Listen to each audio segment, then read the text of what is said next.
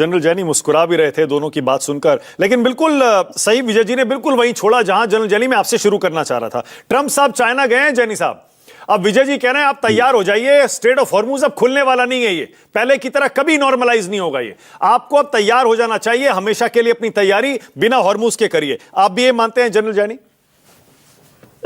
Thank you मानक, जय हिंद। मेरे को पैनलिस्ट को भी जय हिंद। जब न्यूज 24 से बुलावा आया था आज आपके शो के लिए, तो मैंने सोचा कि शायद कुछ ईरान पाकिस्तान पे और कुछ लड़ाई की बातें होंगी, लेकिन आपने बुला के मुझे एक अच्छी खासी दुविधा में फंसा दिया, क्योंकि ना तो मैं बैंकर हूं और ना ही इकोनॉमिस्ट हूं। तो जो कुछ भी मैं बोलूंगा वो तो एक फौजी एज ए नेशनलिस्ट और जो देश के जो हित में बात है वही हमेशा जैसे कि के आपके चैनल पे बोलते रहे हैं। पहले तो मैं आपके सवाल का जवाब दे देता हूं। देखिए, ये मैं मानता हूं, मेरा खुद का मानना है कि स्टेट ऑफ हॉर्मुज खुल भी जाए तो जैसे संजय विजय सदानंद जी ने बोला अभी कि ये प्रॉब्लम जो है कई महीनों तक, आप देखें कितने हजारों शिप्स अभी हॉर्मुज में फंसे हुए हैं अभी तक, और जब तक ये सिस्टम नॉर्मलाइज होगा इट विल टेक मंथ्स, मानक several months before our oil starts coming. ये एक दो टैंकर आ जाने से कोई हमारे रिजर्व्स में फर्क नहीं पड़ जाता, हमारी ऑयल की क्षमता में और हमारी एनर्जी सिक्योरिटी में कोई खास फर्क नहीं पड़ता। दूसरा, हम जो वेट कर रहे हैं, ये तो मैं खास बात नहीं मानता कि इलेक्शंस के वजह से अभी तक इसलिए नहीं किया। ये तो बात जरूरी है कि इलेक्शंस की सावधानी बरतने के लिए, नहीं तो जैसा कि अभी वो बैंकर साहब बोल रहे थे, अपने विजय सदाना साहब बोल रहे थे, अगर दो दो रुपए बढ़ाते रहते पिछले 2 महीने, किसी को भी ये पिंच महसूस नहीं होता। लेकिन अब वो हालत हो गई है, जबकि 1 लाख करोड़ पर मंथ, 2 महीने का बैकलॉग, 2 लाख करोड़ रुपया इज अ बिग मनी। तो इसके लिए जो उनको इंक्रीज करना पड़ेगा, मैं मानता हूं विजय जी की बात कि कम से कम नहीं तो 10 रुपए इंक्रीज होगा।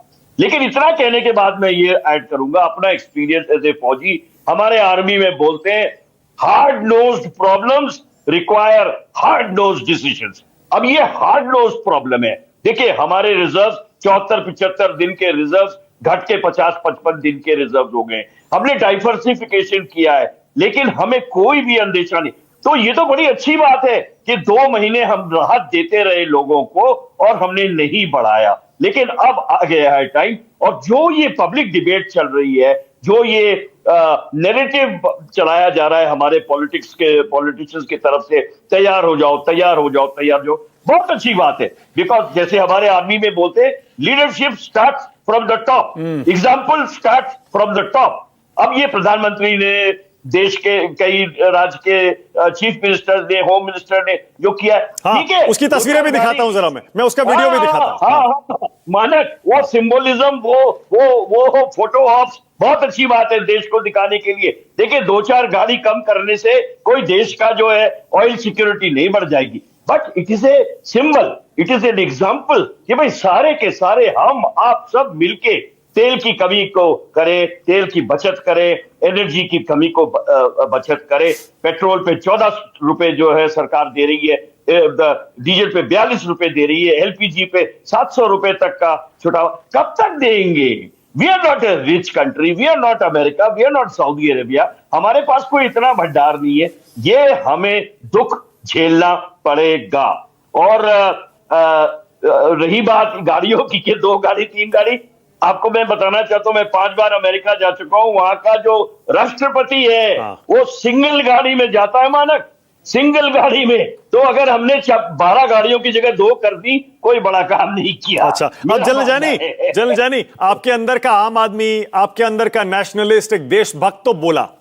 मैं चाह रहा हूं एक रिटायर्ड फौजी और डिफेंस एक्सपर्ट के नाते अब मुझे यह बताइए, डोनाल्ड ट्रंप चाइना में है, वहां शी जिनपिंग से उनकी मीटिंग होगी, पूरी दुनिया की नजर उस मीटिंग पर है। चाइना खुद इस वॉर से त्रस्त है, खुद परेशान है। दूसरी तरफ वो फंसा हुआ है, वो नहीं चाहता कि ईरान घुटने टेके, उसको सपोर्ट भी कर रहा है। अब मुझे यह बताइए, क्या स्ट्रेट ऑफ हॉर्मुज खुलवाने के लिए क्या शी जिनपिंग डोनाल्ड ट्रंप को प्रेशराइज करेंगे, ईरान को मनाएंगे? क्या कोई संभावना आपको दिखती है हॉर्मुज खुलेगा और ये ऑयल और गैस की सप्लाई नॉर्मलाइज होगी आने वाले दिनों में? मानक, मैंने इस प्रश्न के ऊपर में, इस इशू के ऊपर में काफी अध्ययन किया है, काफी मंथन किया है। मुझे लगता है कि ये जो ट्रंप की विजिट है चाइना की, except photo ops, except symbolism, nothing, practically nothing will happen. Nothing, Manak, nothing with a capital N. Because both are looking for some kind of a symbol, some kind of a projection कि हमने तो कोशिश करी। Trump को तो सभी जानते हैं, nobody can trust him. ये 3 दिन के अंदर में क्या कर?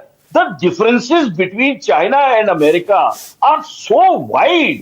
खाई इतनी गहरी है कि आप सोचते हैं कि वो हॉर्मुज़ खुल जाएगा या ताइवान का इशू सॉल्व हो जाएगा या वो अपने जो उन्होंने अपने टैक्स लगा रखे हैं, क्या बोलते हैं उसको, जो टोल टैक्स, सामान के तो टोल लगा रखे हैं, उस पे कमी हो जाएगी। वाह, छोटा मोटा कुछ होगा तो होगा, otherwise they will all, both of them. After all, Xi Jinping is also in a very difficult situation today. अभी अभी उसने अपने फौज में पर्जिंग करी है, कितने सीनियर ऑफिसर्स को उसने डिसमिस किया है। Jinping is not in a happy position and Trump का पोजीशन सभी जानते हैं, हारने के लिए तैयार बैठा है वो इलेक्शन में। तो ये both these two goons are wanting to get together to show to the world कि हम आपके कदरदान हैं, हम आपके जो हैं। ठीक है, तो जलजानी एक कमेंट और करिएगा। मैंने अभी डोनाल्ड ट्रंप का एक कोट बताया, उन्होंने कहा कि जो सीज फायर है, वो जो सीज फायर है वो लाइफ सपोर्ट पर है, वो कह रहे हैं। और फिर ये भी कह रहे हैं मैं अपनी फाइनेंशियल कंडीशन के बारे में नहीं सोचता। मतलब इतना घमंड दिखा रहे हैं, हम तो यूनाइटेड स्टेट्स ऑफ अमेरिका हैं, हमें फर्क नहीं पड़ता ये 29 बिलियन, 30 बिलियन, 1 ट्रिलियन भी डॉलर भी हो जाए तो। बात ये है मानक, अमेरिका का सिस्टम मैंने देखा हुआ है, समझा हुआ है। They can do as many printing, as much of printing of dollars as they like. उनके ऊपर कोई बंधन नहीं है। 29 billion dollars having already been spent in this war, and जो उसका अमेरिका का डेट रेशियो है, जो ऑलरेडी डेट है several thousands of billions of dollars, उन्होंने यूनाइटेड नेशंस को पैसा देना है, बाकी लोगों को, देश को पैसा देना है, इंटरनेशनल ऑर्गेनाइजेशंस को पैसा देना है। अमेरिका को कहते हैं बहुत सही तरीके से मानक, it is the most indebted country in the world.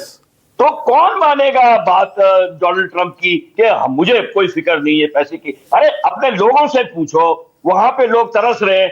$4.80 तक का पेट्रोल पहुंच गया, जो कि $2 कुछ। तो दोबारा हमला तो नहीं करेंगे ना जलजानी ट्रंप?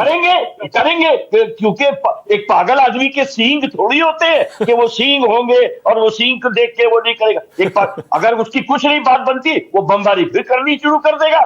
और इसीलिए संजय विजय जी सही कह रहे हैं कि हमको कोई अंदेशा नहीं लगाना चाहिए कि हॉर्मुज़ खुल जाएगा। हॉर्मुज़ ना भी खुले, और हॉर्मुज़ ना भी खुले तो हम क्या करना है? हमें अपनी एनर्जी सिक्योरिटी को देखना है। वैसे तो हमारे पास रिजर्व 75 दिन की जगह 750 दिन के होने चाहिए थे। चाइना के पास में रिजर्व 1 साल के हैं मानक। क्या हमारे देश में जमीन की कमी है, टंकियों की कमी है, आदमियों की कमी है, पैसे की, टेक्नोलॉजी की कमी है? क्यों नहीं है हमारे? मैं पूछता हूं नेता लोगों से कि why the bloody hell don't we have 1 year's reserve in our country? Why only 75 days? We are the biggest energy user next to China. India is the biggest energy consumer in the world. Why we are having only energy? और 4th largest exporter भी है, 4th largest exporter भी है, हरदीप पुरी ने खुद बताया। So why we are having only 75 days? We can go to the moon. हम चंद्रयान जा सकते हैं, लेकिन टंकी नहीं बना सकते डीजल और पेट्रोल रखने के लिए। कमाल की बात। ठीक है, ओके, जफर इस्लाम यहीं से शुरू कर।